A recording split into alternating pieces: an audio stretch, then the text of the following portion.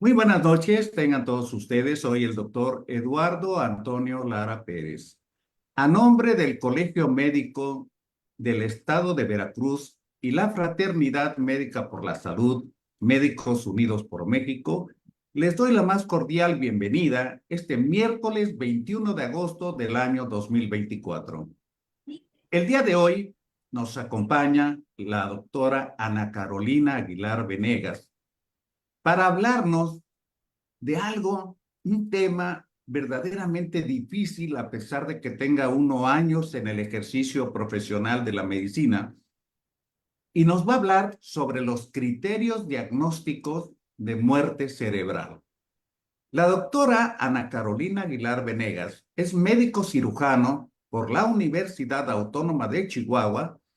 Tiene la especialidad de pediatría en la misma institución y en el Hospital Infantil del Estado de Chihuahua. Tiene una subespecialidad en neurología pediátrica en el Hospital Saint Vincent de Paul en París, Francia. Está certificada por parte del Consejo Mexicano de Certificación de Pediatría y del Consejo Mexicano de Neurología. Además, ha recibido múltiples premios y ha sido ponente en múltiples conferencias a nivel nacional e internacional. Es experta en temas de epilepsia, autismo, trastorno de atención, trastorno de aprendizaje, cefalea y trastornos del sueño. Además, es máster en neurodesarrollo por la Universidad Cardenal de Herrera. Es para mí un gusto tener aquí a la doctora Ana Carolina Aguilar Venegas. Adelante, Anita. Los micrófonos son tuyos. Muchas gracias. Para mí es un honor siempre participar con ustedes. Y pues vamos a empezar con nuestra plática. Como bien lo comentó el doctor, definitivamente el hablar de muerte cerebral o cuando tenemos que enfrentarnos ante esta situación, pues es de las cosas que más nos duele a todos como médicos. Y pues si es difícil hacerlo en adultos, cuando ya lograron tener una vida, pues que han disfrutado, pues más los es en jóvenes y en niños, por supuesto. Entonces, vamos a hablar de por qué es tan importante saber los criterios y cuál es la diferencia también que podemos encontrar entre los criterios que hay en la edad pediátrica y en la gente adulta. El diagnóstico clínico de muerte cerebral en recién nacidos y niños se basa en los mismos criterios que hay en los adultos. Sin embargo, se han hecho algunas modificaciones porque el cerebro de los niños tiene ciertas respuestas, tiene cierta madurez que es diferente, y desde 1981 estos criterios están bien establecidos y nos permiten tener una idea con más claridad. Ahora, estas situaciones principalmente están establecidos en adultos y mayores de 5 años, que es lo que son prácticamente iguales, pero cuando hablamos de neonatos o hablamos de niños más pequeños, definitivamente hay algunas situaciones que cambian y hay dificultades específicas para identificar en ellos la muerte cerebral por dos situaciones. La irreversibilidad del cuadro, que es más común en estas etapas, y el cese de las funciones corticales y el tronco cerebral, pilares donde se sustenta el diagnóstico clínico de muerte cerebral, que puede ser más difícil de identificar en nuestros niños. Ahora, hay que recordar siempre que cuando estamos ante un cuadro de estupor y coma en los niños, pues hay varias cosas que tenemos que evaluar de inmediato. Los signos vitales y la exploración general y traumatológica, un examen neurológico, por supuesto, completo, una glicemia, a ver cómo está el azúcar de nuestros niños, la gasometría, los laboratorios de detección, por supuesto, que nos permitan saber si hay alguna situación metabólica que pueda tener alguna alteración, la tomografía computarizada para ver si hay algún traumatismo craneoencefálico, alguna hemorragia que no estamos identificando, una punción lumbar cuando tenemos obviamente ninguna de estas cosas que nos explique si tenemos alguna neuroinfección o algunas otras cosas, y las pruebas de laboratorio en condiciones metabólicas específicas como la carboxihemoglobina, las concentraciones específicas de fármacos, el nivel de sospecha, por supuesto, nos va a orientar a qué tipo de cosas tenemos que hacer, electroencefalogramas para descartar una posible convulsión no evidente y una resonancia magnética que nos permite evaluar si hay alguna causa de esta alteración. Obviamente hay que intubar al paciente, tenerlo con una estabilidad en su columna cervical, tener oxígeno, un acceso intravenoso, soporte de la presión arterial y tratar, por supuesto, si tenemos cualquier desequilibrio hidroelectrolítico, tanto la hipoglicemia como las alteraciones de los electrolitos y, por supuesto, si hay alguna situación sobre crisis convulsivas, lo mismo. Cuando ya hicimos todo esto, que ya decimos, bueno, mi paciente está bien a nivel metabólico, no tengo una hipoglicemia no resuelta, no tengo una hipernatremia, no tengo una hiponatremia, no tengo una causa específica de su estado de conciencia ausente, entonces hay que ver qué pasa con el entorno clínico de este paciente. ¿Hay una evidencia clínica o de neuroimagen que me hable de algo? ¿Puede haber existido alguna intoxicación o envenenamiento o algún uso de drogas? ¿Tenemos una alteración de hipotermia? ¿Hay alguna alteración en la presión arterial sistólica? Todo esto tiene que orientarnos para descartar que no hay algo más, además de esto que estamos encontrando.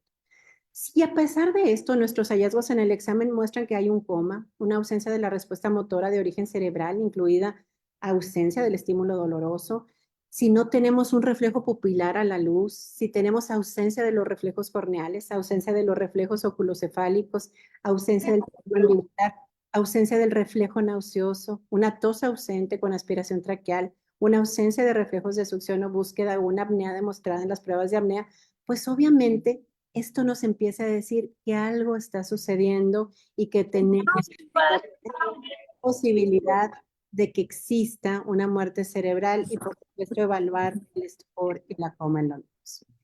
En 1987, la Task Force on Brain Death in Children publicó guías para la determinación de muerte cerebral en niños mayores de 7 días de vida.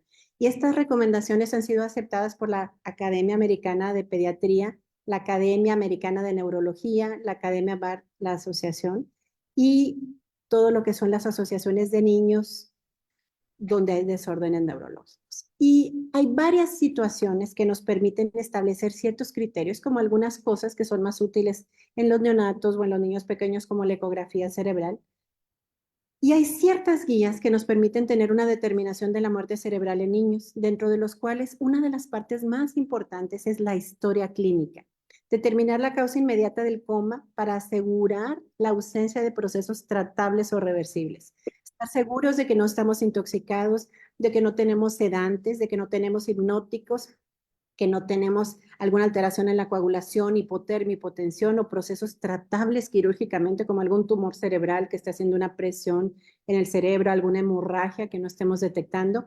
Y después de esta situación, el examen clínico, que es fundamental y sigue siendo la piedra angular de estos diagnósticos, evaluar si hay un cese de la función cortical manifestada por el coma, la pérdida completa de la conciencia, vocalización, la actividad voluntaria, la ausencia de la función del tronco cerebral que puede estar definido tanto por midriasis o pupilas fijas, la ausencia del estímulo luminoso y obviamente podemos utilizar en este caso algunos fármacos cuando tenemos dudas sobre esta respuesta, la ausencia de los movimientos oculares espontáneos y de los inducidos, por ejemplo, por los exámenes oculocefálicos y calóricos como los oculovestibulares, y la ausencia de movimientos de la musculatura vulvar, incluyendo los músculos faciales, orofaringios, tratando de hacer el estímulo, obviamente, orofaringio, con ausencia de reflejos corneales, nauseosos, tusígenos y de succión hiperivocal. La ausencia de los movimientos respiratorios cuando se desconecta al paciente del respirador o la prueba de apnea se utiliza principalmente cuando existen otros criterios ya de muerte cerebral. Este paciente no debe de estar hipotérmico ni hipotenso en una forma significativa para su edad y debe de existir una hipotonía muscular y falta de movimientos espontáneos donde se excluyan obviamente los movimientos medulares. El examen debe ser compatible con muerte cerebral durante todo el periodo de la observación y de práctica de pruebas complementarias. ¿Qué significa?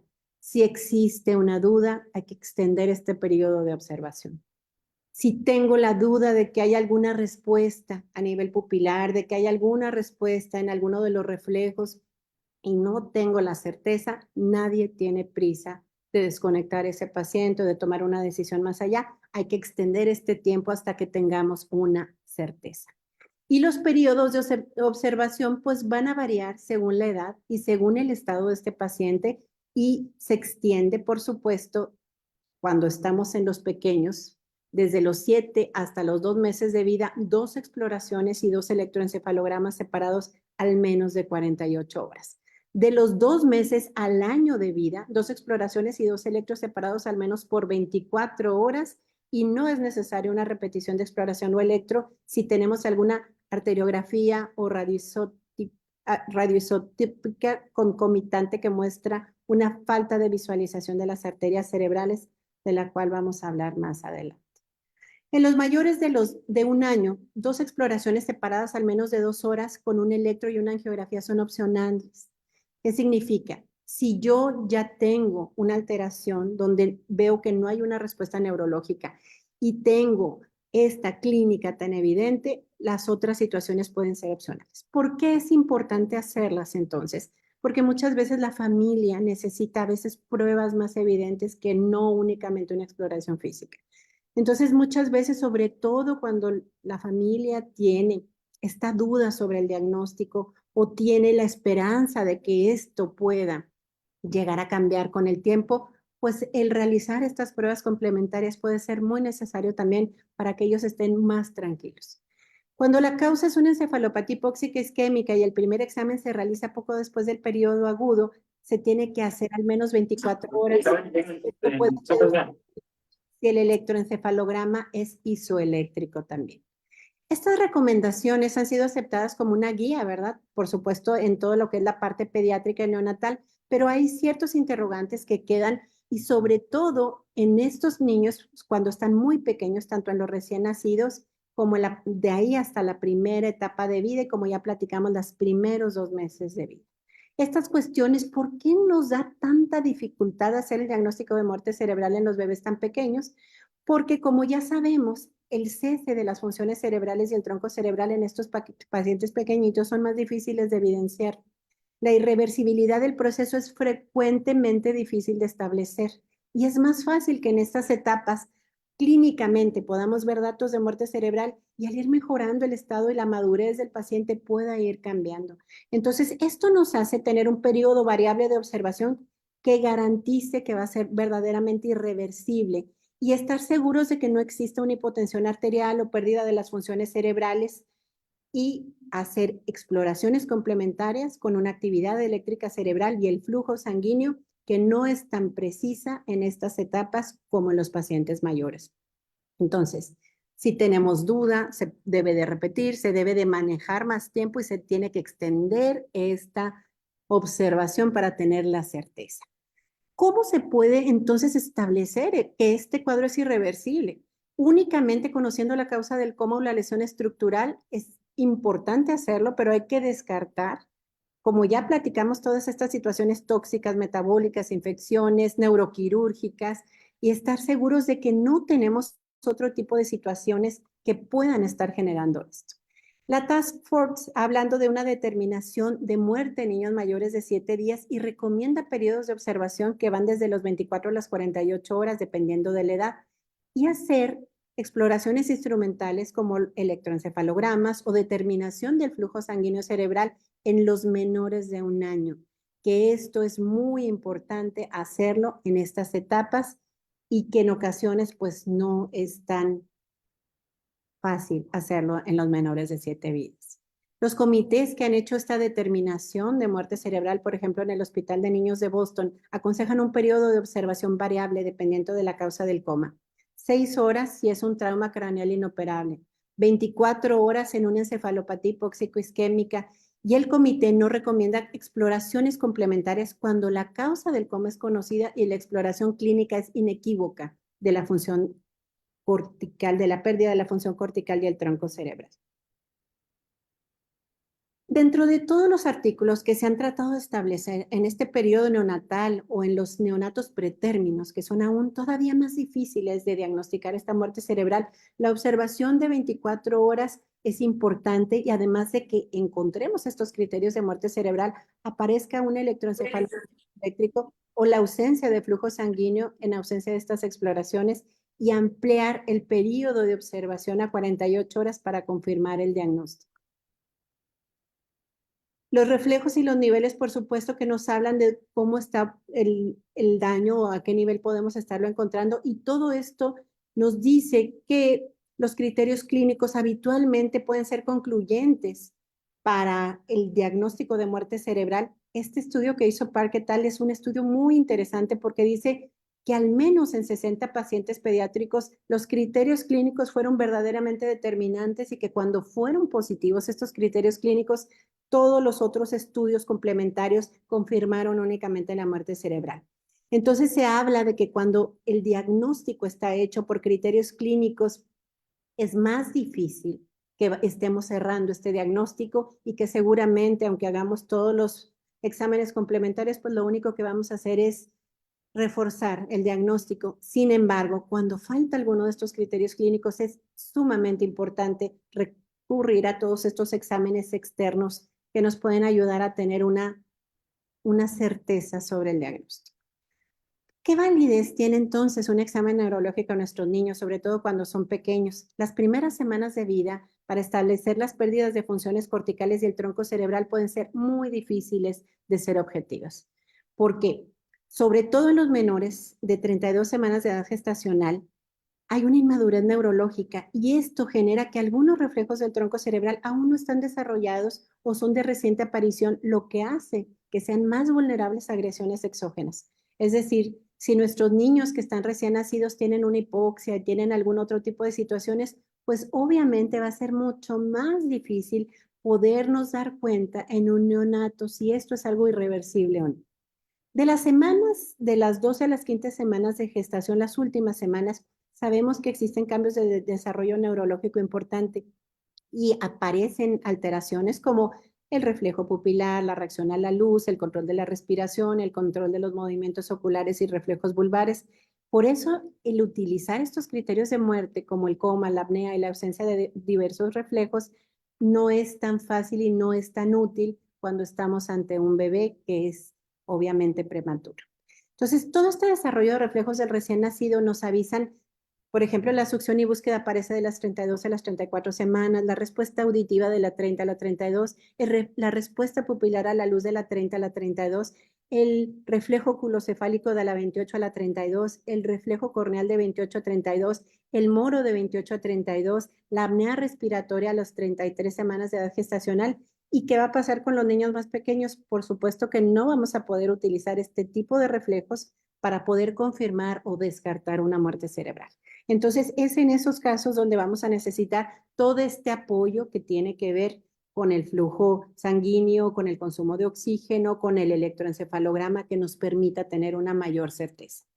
El coma es el cese de funciones corticales superiores y puede ser explorado en el recién nacido utilizando la escala de coma específica para neonatos, ya que la escala de coma de Glasgow es útil para conocer principalmente los mayores de 2 años y la modificada para lactantes no es adecuada en los recién nacidos.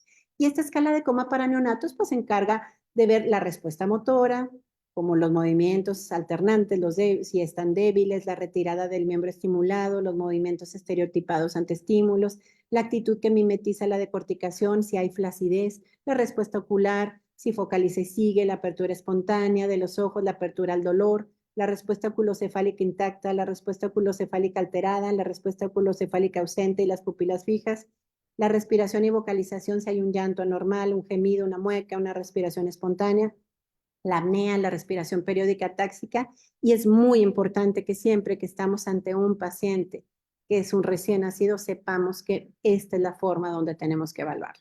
Ahora, la apnea. La demostración de apnea es un criterio esencial para el diagnóstico de muerte cerebral en cualquier edad de la vida. Sin embargo, en neonatos y niños, la prueba de apnea se realiza como en edades posteriores de la vida con ciertas diferencias. Hiperoxigenando previamente al paciente con un oxígeno al 100% y desconectando el respirador el tiempo necesario para que el aumento de CO2 pueda estimular el centro respiratorio.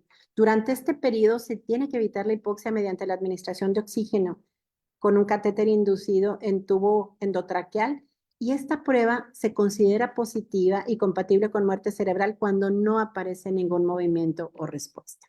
¿Existen diferencias sobre los adultos? Sí. La duración del periodo de apnea recomendado en un adulto es de 10 minutos, mientras que en niños previamente normocápnicos con 5 minutos puede ser suficiente y si encontramos que la CO2 alcanza más de 60 milímetros es un incremento durante estos minutos superior a los niños de 4 a 2 o 5.3 y en adultos de 2.4 a 3.2 milímetros de mercurio y posible que haya una mayor tasa metabólica en estos chiquitos y que nos avise que realmente estamos teniendo una prueba positiva.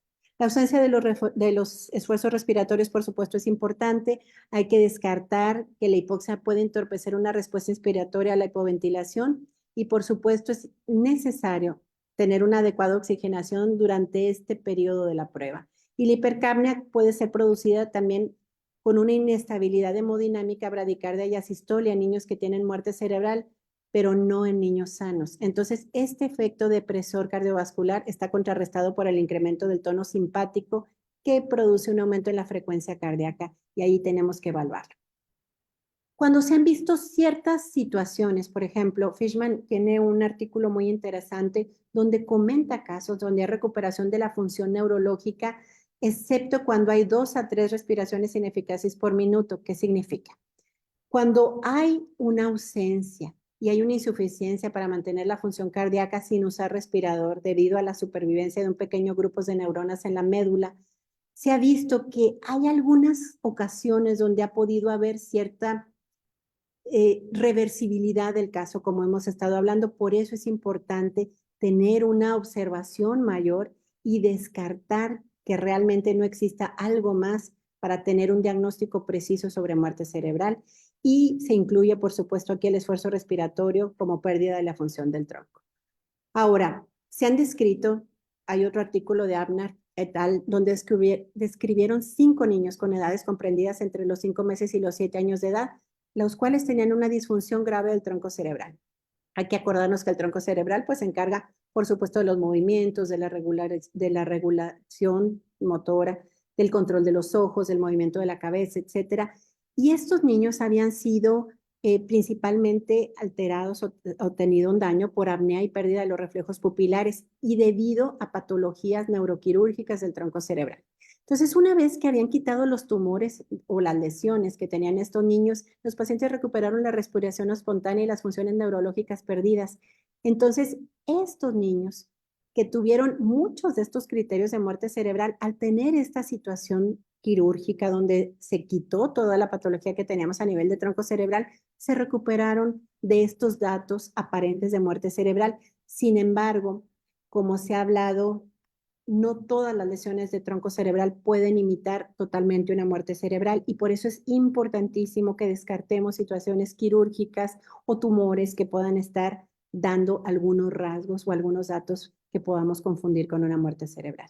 La exploración del tronco cerebral en los recién nacidos, especialmente en los pretérminos, precisa que seamos muy cuidadosos y que tengamos, por supuesto, una repetición y en ocasiones diferentes médicos que puedan estar evidenciando y dando obviamente fe de si existen o no estos criterios de muerte cerebral para tener signos inequívocos de la supresión de las funciones del tronco. Y si necesitamos repetirlas cuantas veces sea necesario.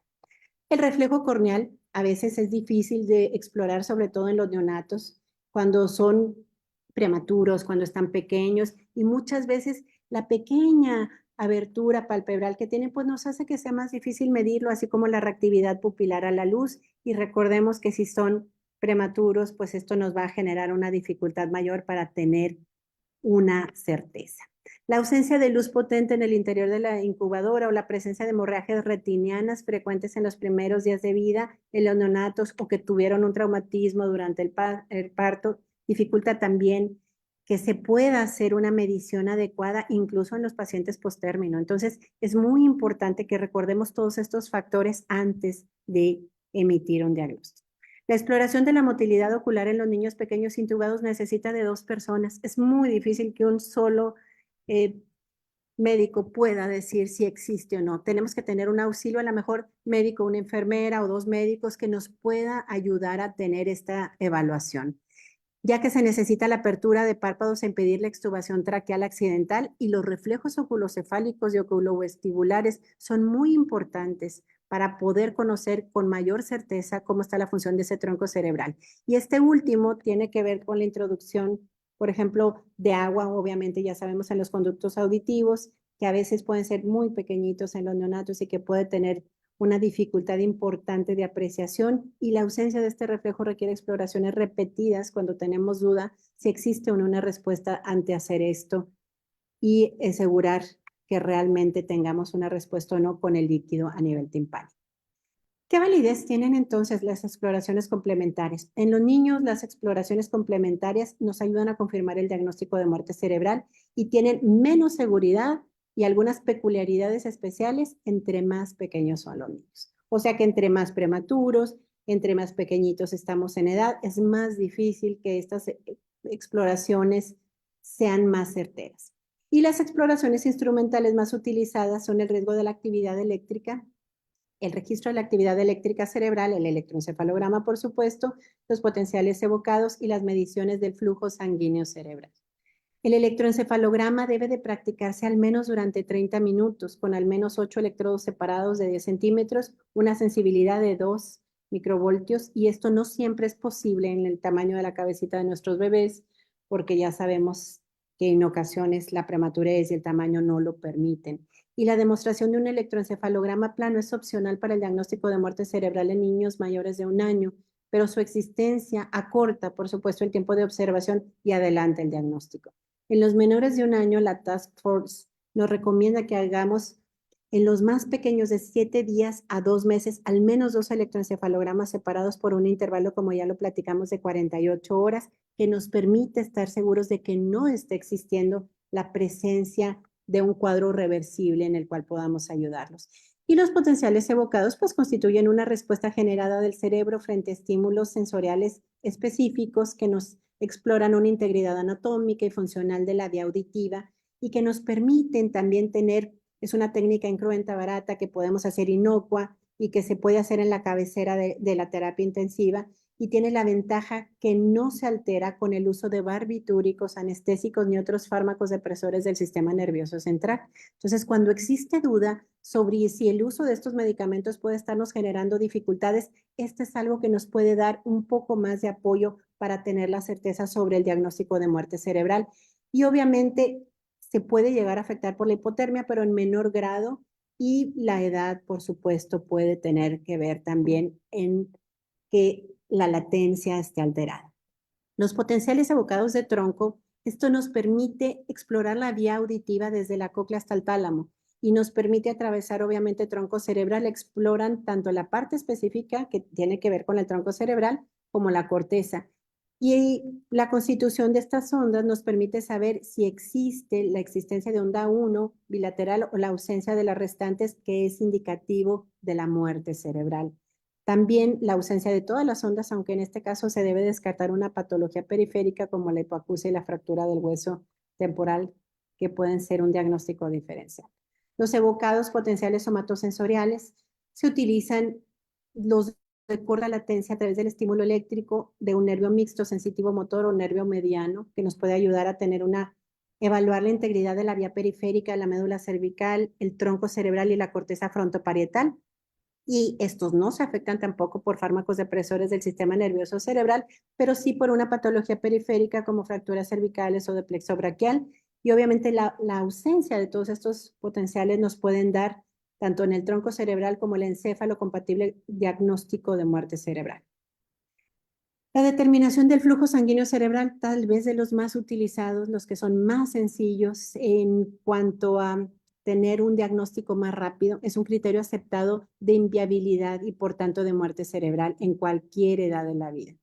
Estas técnicas son diversas, se puede hacer tanto una angiografía convencional de las 4 arterias cerebrales, una angiografía digital, un escáner con isótopos, una ultrasonografía de Doppler y tomografía con emisión de positrones, y dependerá de mucho de lo que tenemos a la mano en ese momento para realizar el diagnóstico.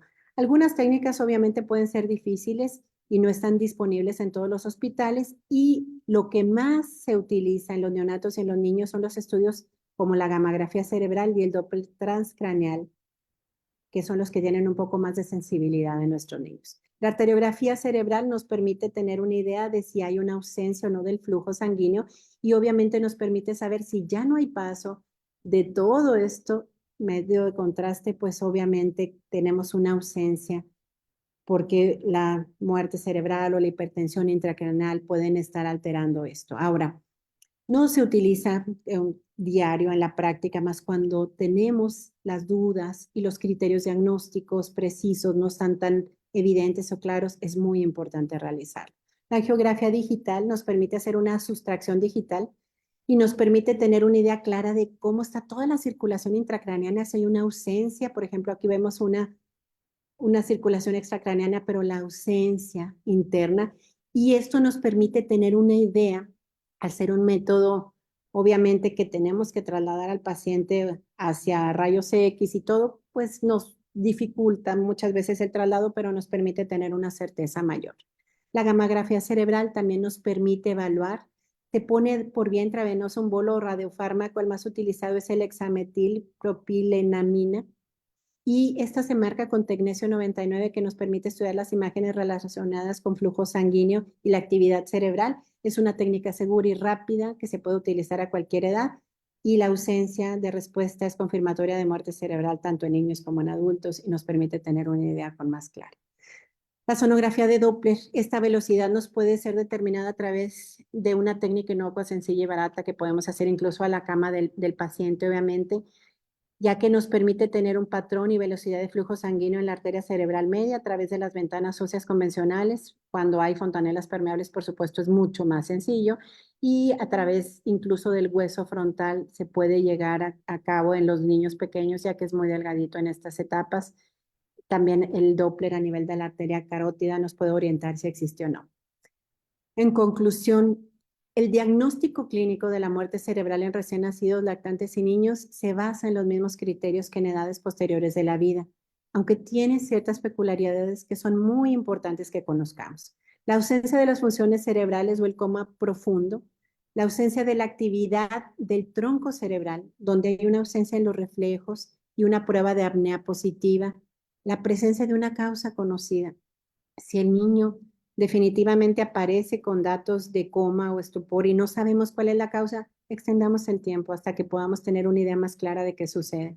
Hagamos más pruebas, hagamos análisis, chequemos si hay alguna alteración, si hay alguna infección viral, si hay la presencia de alguna tumoración. Tenemos que estar muy conscientes de que realmente tengamos ante nosotros una muerte cerebral y que no vaya a haber alguna situación que estemos obviando tanto en esta estabilidad hemodinámica como electrolítica, que es tan importante.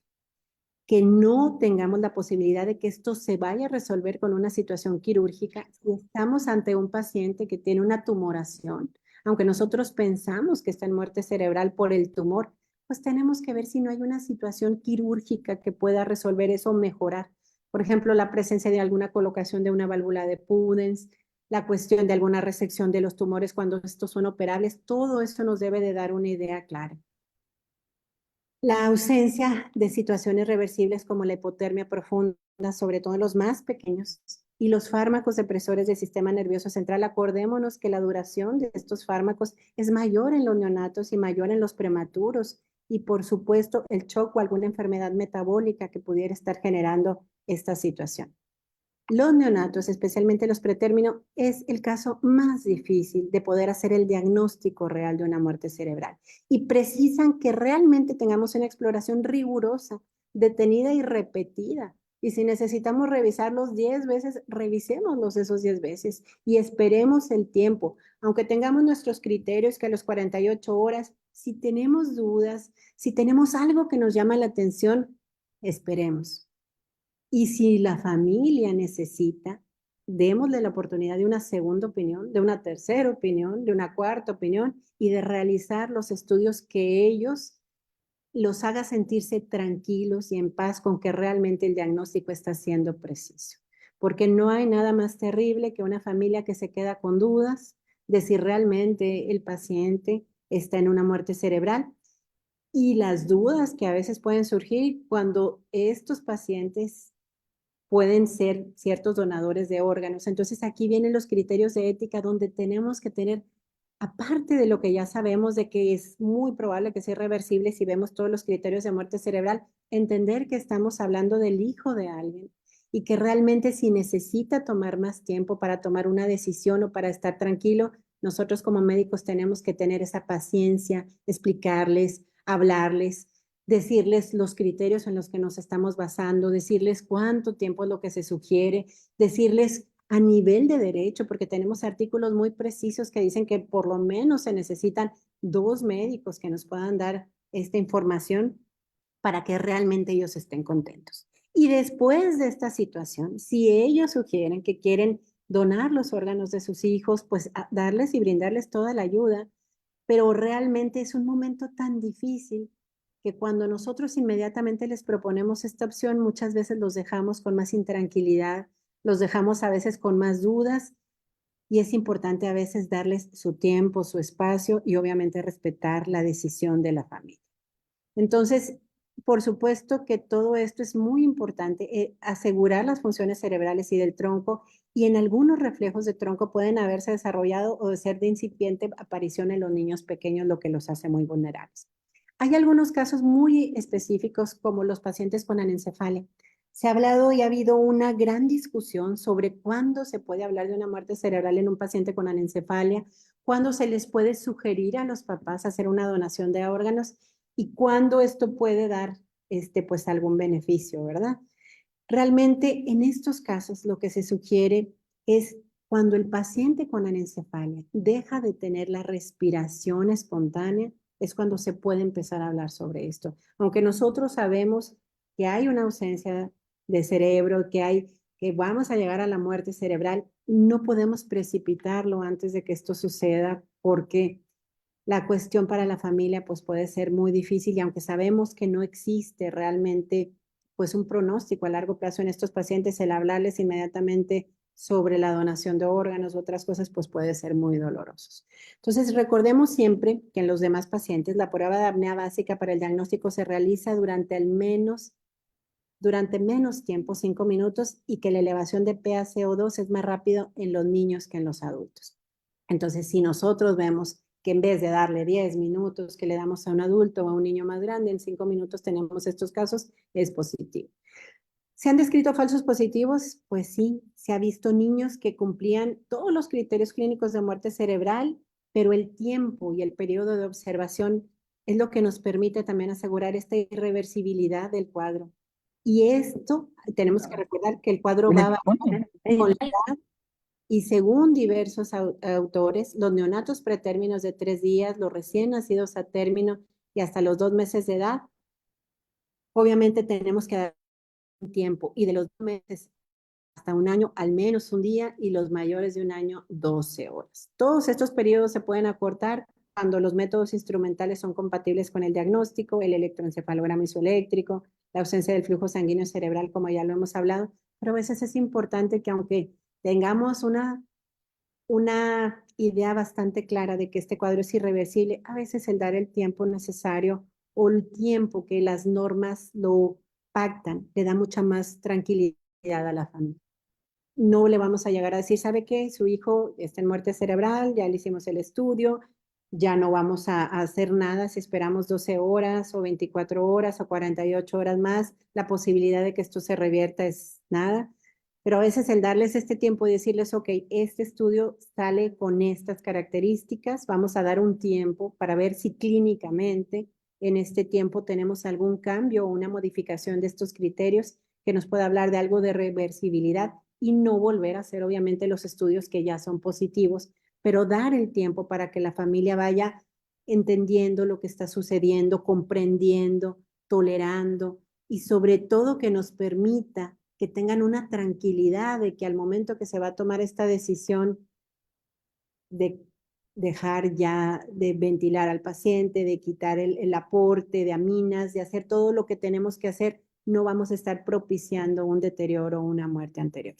Todos estos métodos instrumentales son aconsejados en el primer año de vida, por supuesto, y otros se indican en muchos de los autores solamente cuando hay un cuadro que no está completo para cortar el periodo de observación. Sin embargo, como ya lo hemos platicado, depende mucho de cómo se encuentra la familia, depende de cuál es la causa de que esto está sucediendo, depende de qué tan repentino es, de ya tener una certeza y si es necesario, incluso llevar varios métodos que confirmen y le den la tranquilidad a esa familia y a sus médicos también es importante hacerlo.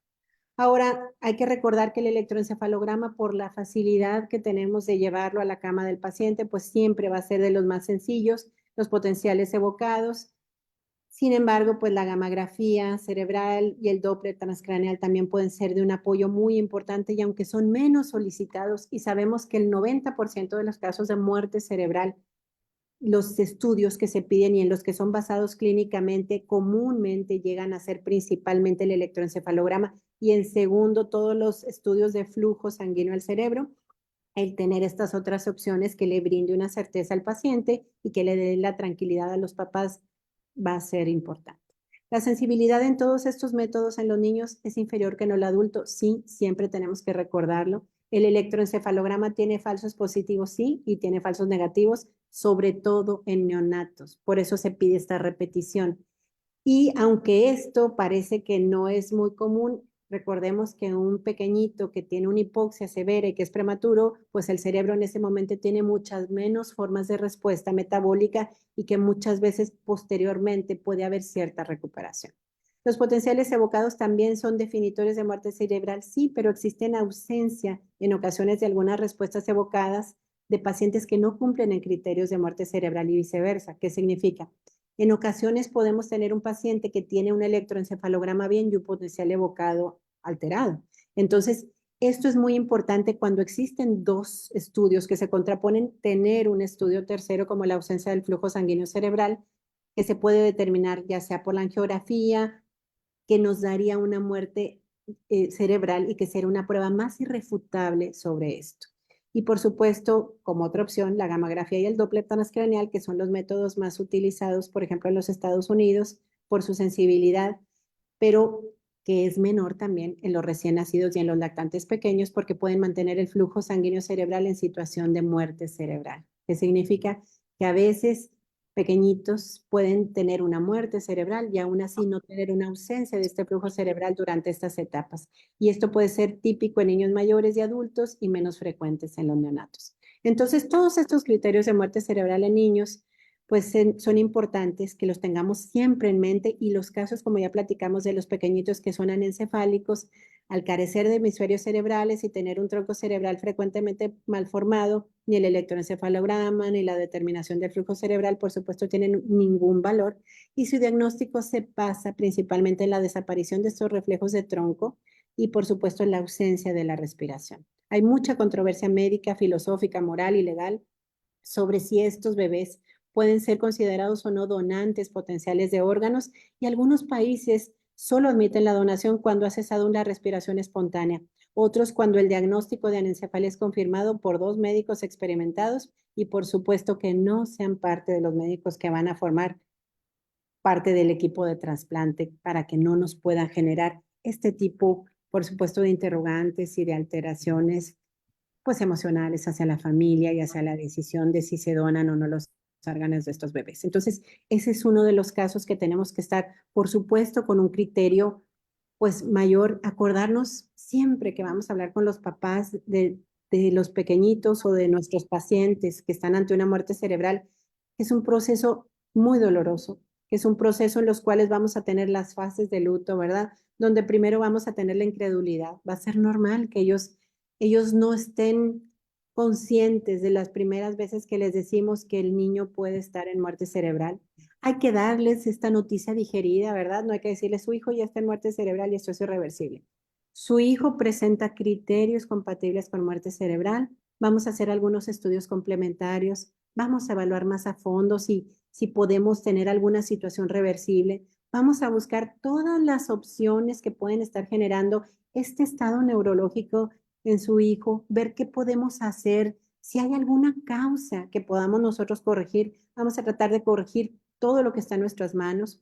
Y por supuesto, si estamos, por ejemplo, ante una encefalitis, ante una meningitis, dar un tratamiento, por supuesto, obviamente lo que se usa, antiinflamatorio, antiviral, antibiótico, dar tiempo para estar seguros de que realmente estamos ante esto. En las encefalitis autoinmunes, el manejo que se tiene que utilizar y en ocasiones tomar un tiempo para que tengamos esa certeza, tanto nosotros como la familia, e irle dando la noticia en varias ocasiones. Obviamente, ante una muerte siempre experimentamos pues la incredulidad, el enojo y posteriormente el luto, y cada familia tiene diferentes momentos en lo que lo experimenta. Entonces, hablar nosotros directamente sobre la donación de órganos cuando ellos están ante la fase de incredulidad, pues lo único que les va a hacer es que les vamos a generar una desconfianza y les vamos a generar una mayor tristeza y una mayor situación donde ellos van a tener la duda de si realmente lo que estamos haciendo y diciendo es correcto.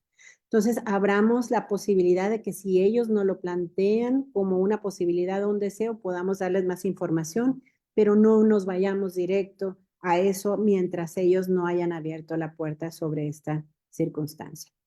Y pues espero que esta plática nos sea de utilidad, que sepamos, ¿verdad?, que estos casos donde ha habido reversibilidad, pues son muy raros, son realmente esporádicos y están documentados en la literatura, pero no son frecuentes. Los criterios clínicos son y seguirán siendo el eje cardinal del diagnóstico de la muerte cerebral, y la repetición de estos criterios clínicos es sumamente importante. Sin embargo, los auxiliares diagnósticos nos pueden ayudar a tener una mayor certeza y sobre todo tener una mayor credibilidad ante los padres del paciente, que también es muy importante para su manejo de duelo y la aceptación de esta noticia. Estoy atenta para las dudas o preguntas. Muy amable, doctora Ana Carolina. ¿Nos haces favor de dejar de compartir la pantalla? Sí, maestro Loredo tiene el uso de la palabra. Todavía ni pongo la manita, ya. Este, déjeme decirle, doctora, que no fue una charla, fue una conferencia magistral. Y eso nos llena de orgullo de tener médicos como ustedes, no solamente en la Ciudad de México, sino allá en Chihuahua, en el hospital. Conoce seguramente al doctor Héctor Villanueva Clift, que es mi amigo y que trabaja en eso. Yo la felicito por su presentación.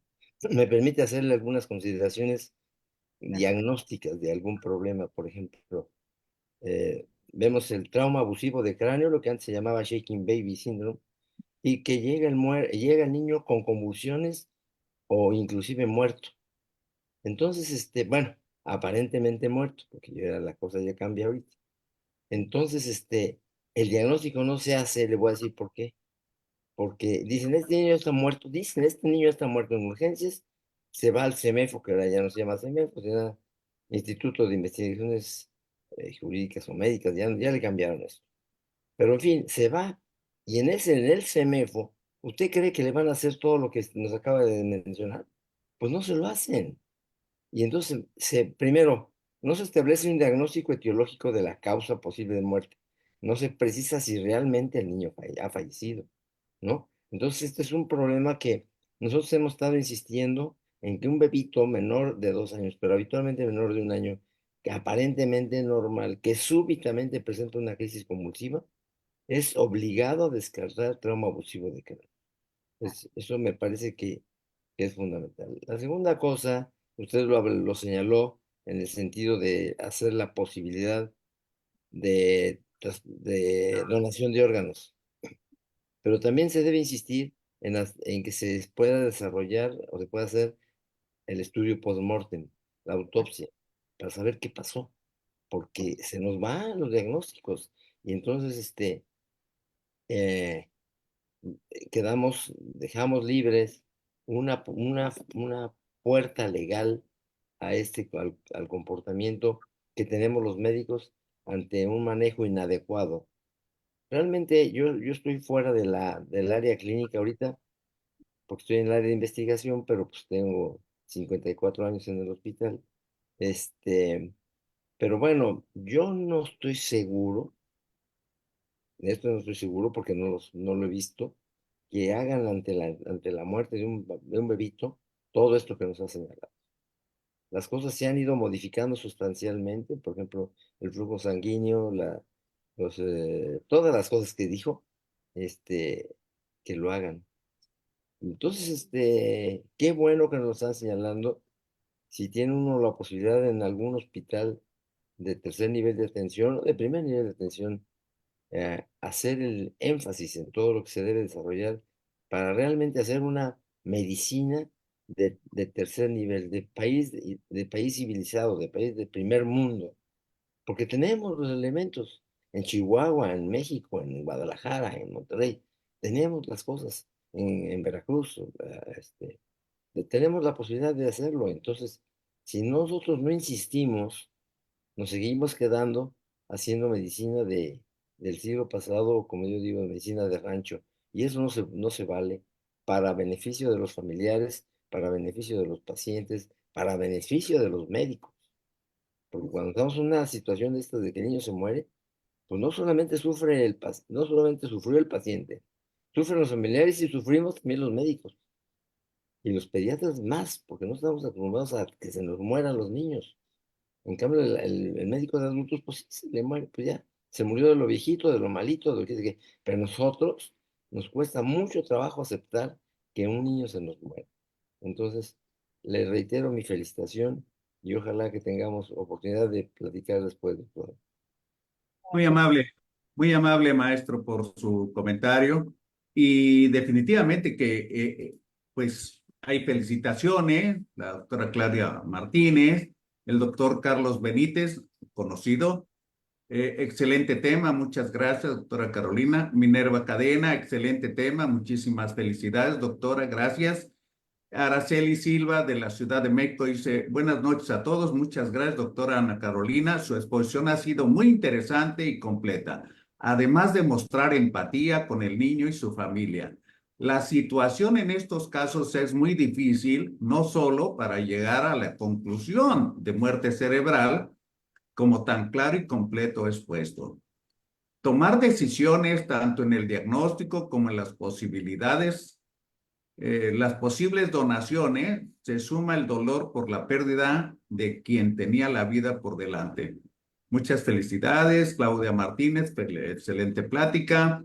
Maribel Santos, una gran sensibilidad, doctora Ana, gracias por la excelente exposición, nos deja una gran enseñanza. Otra persona que solamente pone iPhone también la felicita. Carlos Benítez dice, pregunta, en estos tiempos de medicina moderna, donde se tienen especialistas y subespecialistas, así como tecnología, ¿es más fácil o complejo diagnosticar muerte cerebral? O sea, me imagino que es pregunta, ¿no? Bueno, muy buena pregunta. Por supuesto que ahora que existen más cosas, por ejemplo, es más fácil cuando tenemos una angiografía ausente con flujo sanguíneo, poder tener nosotros la certeza como médicos. Sin embargo, la información hacia la familia a veces puede ser más difícil, porque cuando nosotros hablamos por primera vez de muerte cerebral, ellos ya leyeron todos los criterios y muchas veces dicen, bueno, ¿y por qué la doctora no me pide una segunda opinión? ¿O por qué la doctora no me está haciendo el gamagrama? ¿O por qué no me está haciendo esto? Entonces, ahí tenemos nosotros que ser muy abiertos con la familia, escucharlos, sus dudas, esclarecerlas. Y aunque nosotros tengamos clínicamente la certeza, ¿verdad?, de que el paciente está en muerte cerebral, si ellos van a estar más tranquilos haciendo un estudio complementario, hacerlo, porque estamos hablando de la vida de sus hijos. Y este pacientito que nosotros vamos a sufrir un ratito porque pues se nos murió y todo, ellos lo van a sufrir toda su vida y van a repasar muchas veces qué fue lo que sucedió, si la doctora de verdad era el diagnóstico, si no me lo desconectaron sin tener que hacerlo, si le hicieron todos los estudios. Entonces, tenemos que bajarnos mucho a escuchar lo que está sucediendo, prestarle oído a este paciente, a sus papás, por supuesto, escucharlos, esclarecerles todas las dudas, repetirles las dudas que tengan, si no las preguntan 20 veces explicárselas, volverles a decir y tenerles mucha paciencia, porque como les digo, el primer choque es la incredulidad. Muchas veces lo primero que les decimos ni siquiera lo escuchan, ni lo entienden, hasta que van ellos ya procesando un poquito la misma noticia, es cuando pueden empezar a preguntar o investigar o indagar. Entonces, tenemos que tomarnos el tiempo y a veces es necesario tomarnos más del tiempo que dicen los cánones y cuando esto así se requiera por la familia y darles la certeza tanto que la decisión es la correcta como que el diagnóstico es el correcto y abrirles y permitirles que ellos pidan estas otras opiniones para que tengan la tranquilidad.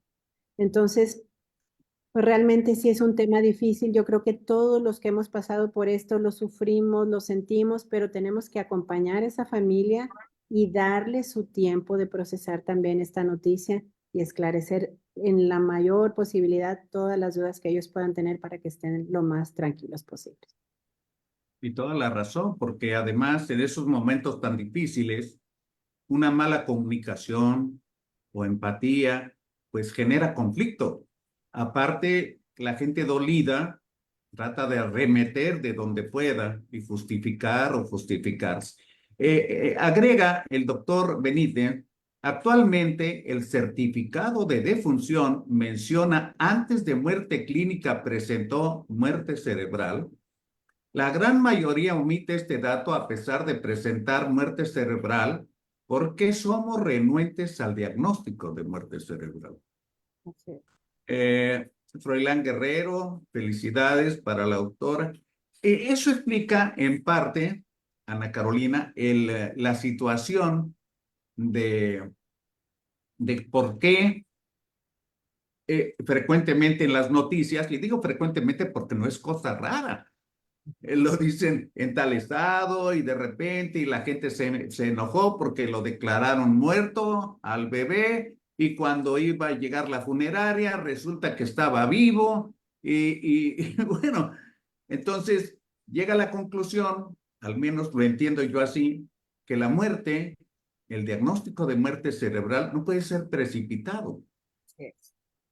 Al contrario, debe de ser totalmente pausado, razonado, concluyente, totalmente convencido para dar una noticia porque es tan catastrófica, ¿verdad? Que en el momento que se diga, pues va a desatarse una serie de preguntas, interrogantes que se van a generar ahí alrededor de las posibles causas, etcétera. Estamos llegando al final y me gustaría, si te parece bien, nos hicieras favor de mandar un mensaje final a manera de epílogo. Muy bien. Tenemos que recordar que el diagnóstico, pues como ya lo hemos platicado, el eje cardinal, como en la mayoría de los problemas neurológicos, es clínico. Sin embargo, el uso de todos estos métodos o de todas estas posibilidades de medición de flujo sanguíneo cerebral, de electroencefalografía, nos puede ayudar mucho tanto para tener la certeza del diagnóstico como para convencer a la familia de que el diagnóstico es correcto.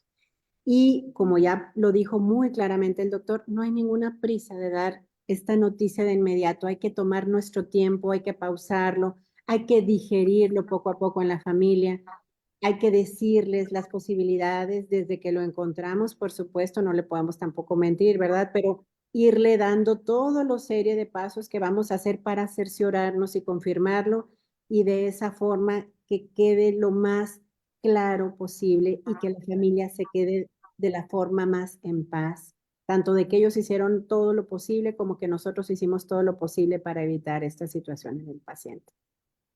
Totalmente. Me gustó mucho la manera como dijiste de la familia, que el bebé que muere, el niño que muere, pues tiene una familia, tiene unos padres, etcétera. Eso me gustó mucho porque el médico se involucra con su actuar en una fase de lo que es mucho más complejo, no solamente con la muerte de un bebé o con el diagnóstico de muerte cerebral, sino el sufrimiento de una familia, cómo van a soportar su dolor, su frustración, enfrentar eso. Y creo que el médico, así como tú lo mostraste, es la mejor actitud. Para mí es una gran enseñanza porque yo conocí en mi tiempo de formación médicos soberbios, grotescos, groseros, creyendo que esa era la mejor actitud y no, debemos de recordar que los médicos no solamente tratamos pacientes con enfermedades físicas, no, el paciente está sufriendo, está teniendo una alteración emocional importante, igual su familia. Debemos de recordar eso. Yo me voy a quedar eso y yo quiero agradecer a la doctora Ana Carolina Aguilar Venegas su excelente conferencia. magistral, como lo dijo bien el doctor Loredo. Y agradecer la presencia de todos ustedes, los que participaron aquí en la sala de Zoom, en Facebook y en YouTube. Este video va a estar en breve en nuestro canal de YouTube y les deseo una buena noche, un buen descanso y espero nos veamos muy pronto. Buenas noches y hasta pronto. Gracias, buenas noches.